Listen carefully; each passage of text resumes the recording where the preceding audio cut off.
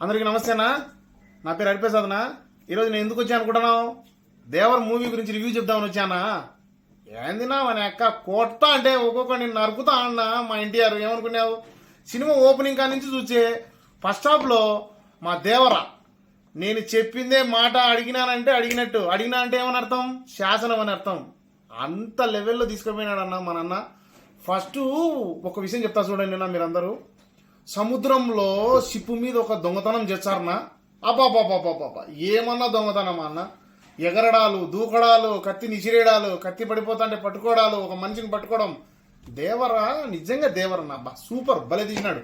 అయితే మనం ఇక్కడ ముఖ్యంగా చెప్పుకోవాల్సింది ఎవరి గురించి తెలుసా? సినిమా గ్రేడింగు, డిఓపిన్నా ఏం పెట్టాడన్న ఫ్రేమ్లు.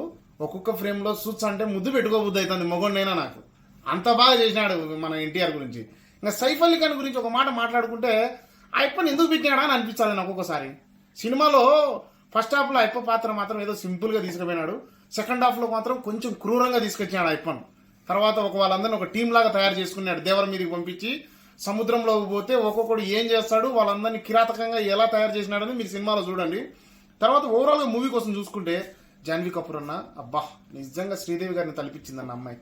చుట్టమల్లె సాంగులు అయితే నిజం చెప్తానా, ఆబాబాబాబాబాబాబా జూనియర్ ఎన్టీఆర్ ను చూస్తా అంటే ఇంకా చూడబుద్ధి అవుతుంది నా. మొత్తం అదొకటేదో ఉంది, చుట్టమల్లే వచ్చేసరే అంటే అదేదో నేను ఇట్లా చెప్తున్నా కానీ థియేటర్ మొత్తం అదే ఆహా అంటున్నారు అందరూ. ఇంకా ఏం చెప్పమంటావు సినిమా గురించి? ఒక డైరెక్షన్ విషయంలో కానీ, ఒక విజువలైజేషన్ లో కానీ, ఒక మ్యూజిక్ లో కానీ ఎన్టీఆర్ పర్ఫార్మెన్స్ గురించి మళ్ళీ చెప్పాలన్నా. మీ అందరికి తెలియదు అయ్యప్ప గురించి. 6 ఏళ్ల తర్వాత వచ్చాన సినిమా నా అయ్యప్పది. తుక్కు లేపి దంచి కొట్టినాడు అయ్యప్ప. అయితే ఫైటింగ్లు అయితే నా సినిమా చూసినంతసేపు ఫైట్లు ఉన్నాయనబ్బా. అది ఏం నరకడమ్నా, ఆ కత్తి తీసుకుని ఇట్లా అంటాడు చూసావా, అన్నప్పుడు ఆ చంద్రాకారానికి రక్తం పడుతుంది. అబ్బా ఏమిరా ఈ తాటు, ఏమిరా ఈ తాట అనిపించింది నాకు. అది వదిలేచ్చే తర్వాత మళ్ళా సముద్రంలో తిమింగలాన్ని తీసుకొచ్చాడు అయ్యప్ప. తిమింగలాన్ని లేకుండా రావడమేంది నా. ఛత్రపతిలో ఫైట్ చేసింది చూసాం, ఈ ఇప్ప ఏకంగా తిమింగలాన్ని చంపి తీసుకొచ్చాడు. అబ్బా మగోడిన ఎట్టయినా ఎన్టీఆర్. ఆ ఇప్ప తర్వాత ఎవరైనా తెలుగు ఇండస్ట్రీలో పెద్ద పెద్ద సినిమా వాళ్ళు కూడా ఏమంటారు, కోటా శ్రీనివాసరావు అట్లాంటి వ్యక్తి కూడా గొప్ప వ్యక్తి. ఆయన గొప్ప నటుడు, గొప్ప హాస్య నటుడు ప్లస్ విలను. ఆయన ఒకటే మాట అన్నాడు, ఈ తరంలో ఎన్టీఆర్ని మించినోడు లేడు, ఎన్టీఆర్ని మించినోడు రాడు అని చెప్పాడు. Hats off to Kota Srinivasa Rao garu కూడా. ఇంకా పర్ఫార్మెన్స్ అయితే ఇంకా అదిరిపోయిందన్న ఆయనది. ఇంకేం చెప్పమంటారు చెప్పండి.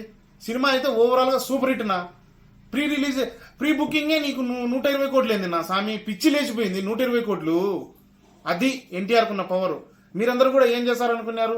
ఇంకా చూడని వాళ్ళు ఎవరైనా ఉంటే ఇమ్మీడియట్ గా టికెట్ బుక్ చేసుకుని దేవర సినిమాని చూడండి. తర్వాత మీ యొక్క కామెంట్స్ లేకపోతే మీ సబ్స్క్రైబ్ లైక్లు గట్టి కొట్టి ఎన్టీఆర్ పవర్ ఏందో చూపించండి నా. అర్థమైందా? అయితే ఇంకొక ముఖ్యమైన విషయం చెప్తున్నా అన్నా, కొత్తగా ట్రై చేస్తానమ్మా. మా ఛానల్ సబ్స్క్రైబ్ చేసుకొని గంటను ఎగిస్తే అద్దరిపోవాలా, మా కడప దగ్గరికి రావాలా. అర్థమైందా? సరేనా? మా ఛానల్ కూడా సబ్స్క్రైబ్ చేసుకోండి. కింద మా ఛానల్ లింక్ ఇస్తాము, తర్వాత దాని పేరు కూడా పెడతాము.